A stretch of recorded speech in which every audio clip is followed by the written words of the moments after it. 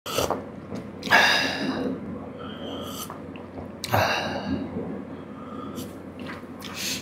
Pilipinas, Luzon, Visayas at Mindanao, magandang araw po sa inyo ka-coffee.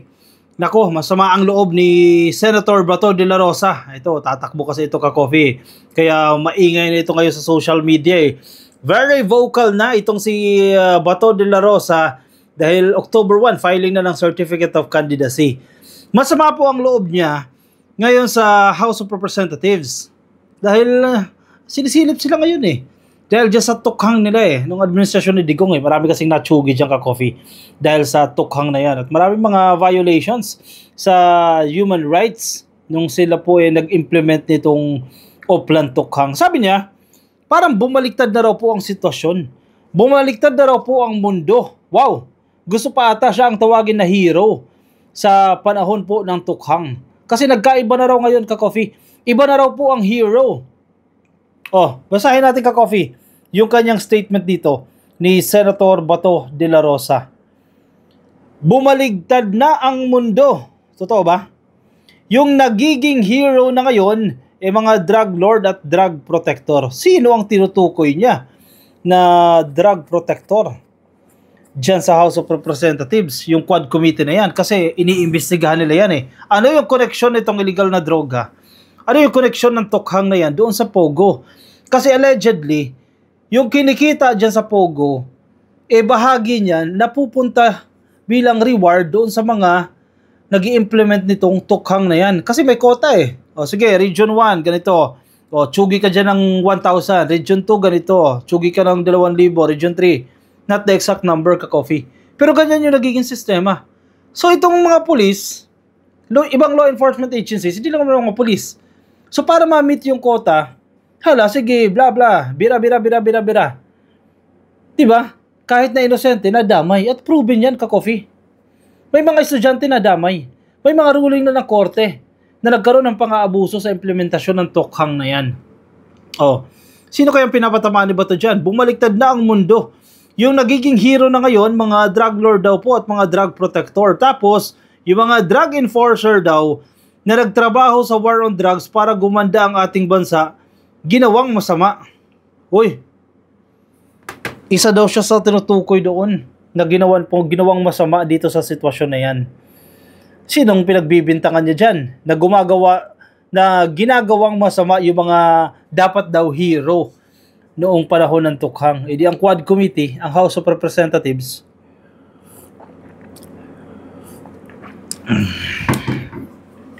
bakit kasi hindi siya dumalo dyan sa Quad Committee? Dyan sa investigasyon na yan ng HOR, di ba? Para pagtanggol niya yung sarili niya. Hindi rin sa Facebook eh, kasi nasasanay na rin si Bato eh. Mala Harry Roque na rin ang style nito ka-coffee eh. Sa Facebook, bumibira ng bumibira. Ito, sige. Headline yan ka-coffee ng Politico.com. Ayan, pwede nyo i-check ka-coffee. Politico.com. Yan po ang headline ngayon. Hero ng mga drug lord at protectors, De La Rosa laments House inquiry on Duterte drug war. Galit na galit ito ka-coffee dyan sa Quad Committee na nagsasagawa ng investigasyon na yan. Kasi unti-unti silang mabubulgar dyan eh. At syempre hindi pwedeng hindi bibira ang Quad Committee dyan. Si Acop, si Representative Acop, naglabas din po ng statement. Sabi niya kay Bato, huwag kang magtago sa saya ni Isara. Maging matapang ka, magpakalalaki ka. Mamaya pag-usapan natin yan. Senator De La Rosa has lamented the House of Representatives Quad Committee's inquiry on the previous administration that supposedly makes the drug lords and their protectors the heroes of the brutal war on drugs. Yun nga raw kasi nabaliktad na ang mundo. Yung nagiging hero na ngayon yung mga drug lord at drug protector, tapos yung mga drug enforcers na nagtrabaho sa war on drugs para gumanda ang ating bansa, ginawang masama, sabi ni De La Rosa sa kanyang interview dyan po sa DWIZ. Kahapon lang po yan, Sabado, September 21.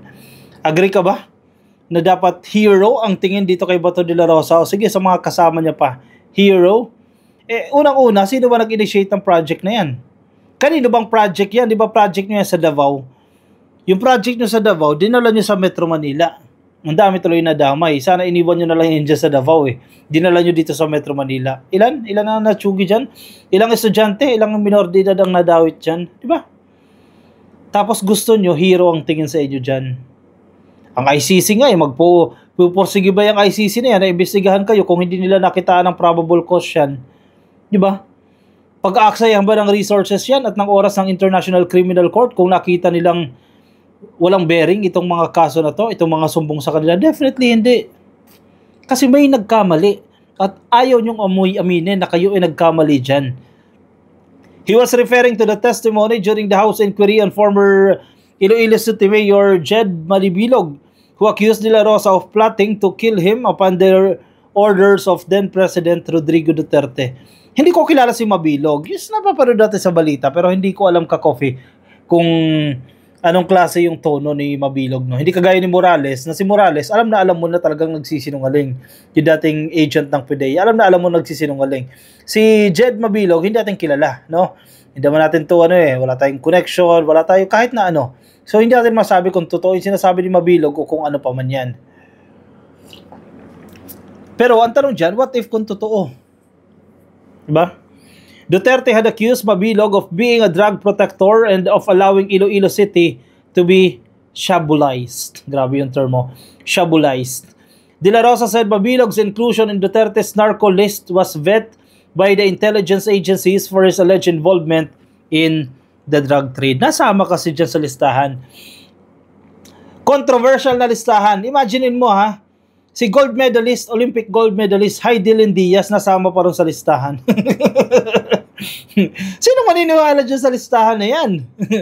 Sino gumawa dyan? Pero nanindig kasi ba to dyan? Vinet daw po yan, verify daw po yan ng intelligence agency. Sinong tinutukoy niyang intelligence agencies dyan? National Intelligence Coordinating Agency, posible, NICA, no? O pwedeng PDEA, yung intelligence group ng PNP, o intelligence group ng NBI, yan, posibleng tinutukoy niyang nag-verify, nag-vet daw po dito sa watchlist na yan. Pero bakit nakalusot si Heidelin Diaz dyan at ang marami pang ibang mga patay nasama dyan sa listahan na yan? Mabilog had alleged he was included in the watchlist upon Duterte's order to pay back for not endorsing the latter in the 2016 elections. Kung ganyan ang reasoning niya, edi buong Pilipinas, ilagay lahat ng mayor, governor at drug watch list dahil ilan lang ang sumuporta kay Pangulong Duterte noon, sabi po ni De La Rosa. Hindi totoo to yung sinasabi ni Bato na ilan lang ang sumuporta. Sa tingin mo ba mananalo si Digong kung hindi siya sinuportahan ng karamihan? Pero ang lie niya dito, ilan lang naman ang sumuporta kay Duterte. Mananalo ba yun? Makakakuha ba siya ng malaking boto kung hindi siya sinuportahan ng mga alkalde, ng mga governor, mga local government officials? Definitely hindi. Majority sinuportahan siya. Majority wins nga ang election natin kung sino may pinakamaraming boto Sa buong Pilipinas, anong syudad ba? Ang pinakamarami, pinakamalakas ang shabu-shabu daw. Ang Iloilo City. Kaya natural lang nakatutok ang agencies dyan sa lugar. Dagdag niya.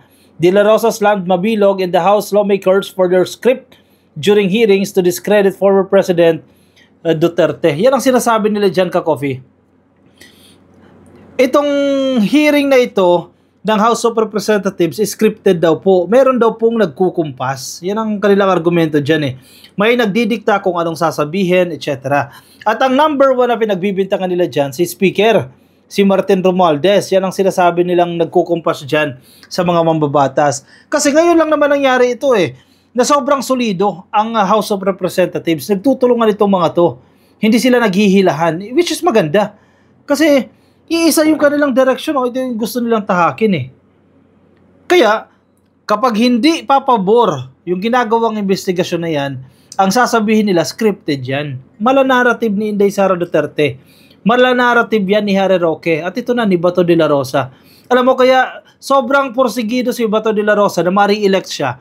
Kinakailangan niyang manalo muli sa pagkasenador or else, nako, yari siya sa House of Representatives. Hindi na siya makakahindi-hindi dahil ipatatawag at ipapatawag siya para imbestigahan dyan sa naging tukhang nila. Hindi pa tapos yan, ka-coffee. It's not a closed book.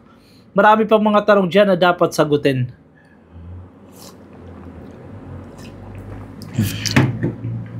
Si Acop nagsalita rin, ka-coffee. Ito, nasa pahayagan din dito, ka-coffee. Acop tells Bato de la Rosa not to hide behind Sara Duterte. Be man enough to face the facts and take responsibility. Napapansin kasi ng mga kongresista dyan, bakit si Bato? Akala ko ba matapang? Bakit ayaw humarap? Di ba? Yan ang pinupuna nila dyan. Bakit kasi nagtatago siya dyan kay Inday Sara Duterte? Bakit nagtatago siya dyan sa mga Duterte? Bakit nagtatago siya dyan kay Digong? Di ba? PNP chief siya. Dati siyang hepe ng PNP. Senador siya. Malakas siya. Di ba dapat maging matapang?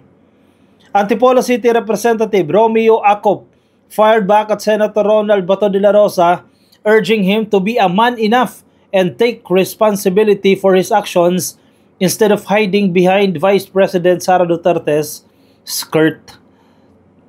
Huwag ka raw magtago sa saya ni Sara Duterte, Senator Bato. Sabi ni Acop ha, ikaw ay lumabas dyan. Acop also criticized De La Rosa's baseless claims that the testimony of former Iloilo City Mayor Jed Patrick Babilog before the House Quad Committee was part of a demolition job targeting Duterte and her allies ahead of the 2028 elections. Alam niyo naman yan, Ka-Coffee. Kasi naghahanda na eh. As of the moment, Ka-Coffee, ang tinitingnan pa rin ng mga DDS na pinakamalakas nilang panlaban sa pagka-presidente sa 2028 is Inday Sara Duterte. Wala nang iba. Wala nang iba pa, Ka-Coffee, na nakikita nila. Kaya naman, itong mga nangyayaring investigasyon na yan dyan sa House of Representatives, kung tingnan ng mga DDS yan, demolition job. Gagamitin itong mga pagdinig na yan para masira daw ang mga Duterte at ma-discredit ang mga Duterte. Wait lang. Sige nga, hindi ba valid yung investigasyon na tinatanong si Inday Sara Duterte kung paano niya ginastos ang confidential funds? Hindi ba valid yung ginagawang budget hearing, yung pagtatanong ng mga mambabatas kung paano gagastosin ni Inday Sara Duterte ang 2 bilyon na hinihingi niya? Paano naging mali yun? Pera ng taong bayan yan eh. Kahit anong agency, dapat sagutin niya yan. Bakit humihingi siya ng ganyang kalaking pondo? O punta tayo sa Senado. Tinanong siya dyan ni Senator Risa Ontiveros, ano ba itong libro na to, Isang Kaibigan? Ilan yung ipapublish niya? Tungkol saan ba yung libro na yan? O, ano yung sagot ni Inday? Lumihi siya dun sa tanong, hindi niya sinagot. Tapos, ang interpretasyon ng mga DDS, ito daw po ay demolition job. Ganyan nyo ba i-define ang demolition job? Sa madaling sabi, pinapalabas nila na sinisiraan lang si Inday Sara Duterte para hindi manalo sa 2028 elections. Hindi. Kasi kung may isasagot talaga si Duterte na maayos, hindi yung mga patutsada yung ilalabas niya. Sasagutin niya direct to the point. Ano yung mga tinatanong ng mga mambabatas? Kasi karapatan nila magtanong eh. Sila yung dumidinig doon sa budget na hinihingi ng OBP. Diba? Pangalawa, hindi ba pwede magtanong doon sa 125 million pesos na confidential funds ng OVP at ganoon din sa DepEd na hindi alam ng mga opisyal at naglabas po ng notice of disallowance ang Commission on Audit at sinasabi mismo ng COA irregular, illegal, hindi tama yung paggastos doon sa 73 million pesos out of 125 billion pesos. Masama ba magtanong doon? O, yan na naman si DDS. Sasabihin ni DDS yan, pinupolitika. O, demolition job para kay Inday. Ay nako, kayo nga ito eh. Kung ano-ano sinasabi niya sa presidente eh. Ay nako, there's no demolition job here. Only legitimate questions that need clear answers. Senator De La Rosa should be man enough to face the facts and take responsibility instead of hiding behind VP Sara's skirt, Acop stressed. Acop asserted that the Quad Committee hearings aim to uncover the truth behind the extrajudicial killings linked to Duterte's drug war as well as its connections with Pogo. Yang illegal na Pogo na yan, Ka-Coffee. Kasi yun ang nagiging direksyon eh. Yan ang tinatahak ng investigasyon na yan eh. May kaugnayan yung Pogo na yan sa tukhang ni Digong. Kasi kailangan nila ng malaking pera dyan eh. Yung kota nila, tapos yung pabuya nila, magkano? 20,000, 30,000 para isang dagang kanal na matutumban nila, isang ulo na matutumban nila. Saan nila kukunin yan? Diba? Ang trabaho ng komite ay imbestigahan at gumawa ng batas para matigil ang mga krimen na ito. Wala kaming pakialam sa eleksyon ng 2028. Si Acop ang nagsasalita nito ha. Ang mahalaga ay ang hustisya para sa mga biktima. May punto naman si Acop dyan. Ang Mabilog said that if he had failed to flee the country, he would have been forced to falsely accuse former Senators Franklin Drilon and Mar Rojas of being drug lords during the height of Duterte's controversial anti-drug campaign. O ganun din yan ba to? Nung panahon nyo, nag-imbestiga kayo, anong ginawa nyo kay Laila de Lima, di ba? Pinakulong ninyo. Ganon din yan, ngayong administrasyon eh. may karapatan din sila mag-imbestiga at hindi mo mapipigil yan. Tulad ng ikaw senador, di ba? May karapatan ka magpatawag ng hearing dyan sa Senado. Ganon din, yung Quad Committee, may karapatan din sila magpatawag ng hearing. In aid of legislation, parehas naman kayo ng tinatahak parehas kayo mambabatas, in fact, parehas kayo ng sahod Di ba? Ng mga congressman, mga senador, iisa lang ang sahod yan. In aid of legislation, nagtatago kayo dyan sa konsepto ng in aid of legislation. Posibleng pwede, posibleng totoo, at posibleng hindi naman, at gagamitin nyo lang yung term na yan, in aid of legislation. Kasi tinan nyo, anong ginawa nyo kay Morales? Anong nagawang batas dyan? Matapos i-allow ni Bato ang mahabang airtime para kay Morales, kay Jonathan Morales, sira-siraan si PBBM at kung ano-ano sasabihin. In aid of legislation ba yon? Posible. Posibleng hindi. Di ba? Ganon din. Just sa House of Representatives. In aid of legislation yan o hindi, pero parehas kayo ng tactics. Di ba? Yun lang yun Pero ang punto dyan ni Akop, kung matapang ka talaga, huwag ka magtago sa mga Duterte. Humarap ka, punta ka dyan ng House of Representatives. Kasi nang una, ang dinahilan niya, hindi raw siya pinayaga ng liderato ng Senado. Kasi meron daw tawag niyan, interparliamentary courtesy. Di ba? Immunity. Kung ikaw kongresista, pwedeng hindi ka pumunta doon sa pagdinig ng Senado at ang House of Representatives naman, pag may inimbitahan sila, pwedeng hindi from the Senate, pwedeng hindi pumunta doon sa pagdinig. Pero pwedeng kung gusto mo, pwede ka pa rin pumunta. Pumunta ka pa rin doon, dumalo ka doon sa pagdinig na yan. Pero si Bato wala Ayaw talaga. Bakit? Wala si Digong, wala magtatanggol sa kanya. Yun lang, di ba? Pero nawawala yung tapang, di ba? Siya, sige, anong say ninyo dyan, ka-coffee? Anong komento nyo? I-comment ang inyong opinion, reaction dyan sa ating comment section para mabasa rin po ng iba nating mga ka-coffee. Kung nasa Facebook po kayo, pasuyo na lang baka di pa po kayo naka-follow or like sa ating Facebook page. Kung nasa YouTube, please click lang po na subscribe at hit na rin po yung notification icon para updated kayo sa ating mga bagong upload. Alright, ako magpapaalam muna sa inyo, ka-coffee. Maraming salamat po sa mga sumama. Ingat po kayo, nasaan man po kayong panig ng daigdig. Bye-bye!